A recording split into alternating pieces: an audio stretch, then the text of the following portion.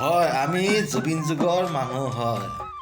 জুবিন দা নাই, নতুন বছৰটো উদং। জুবিন দাক আমি জীয়াই ৰাখিব লাগিব এনেকেই। জুবিন দাৰ গানবোৰক আমি এনেকেই ৰাখিব লাগিব জীয়াই। মিছ ইউ জুবিন দা। সকলোকে ইংৰাজী নৱবৰ্ষ শুভেচ্ছা জনালোঁ। আপোনালোকে ভিডিঅ'টো চাওকচোন বাৰু, কিমান ভাল লাগিছে এইটো।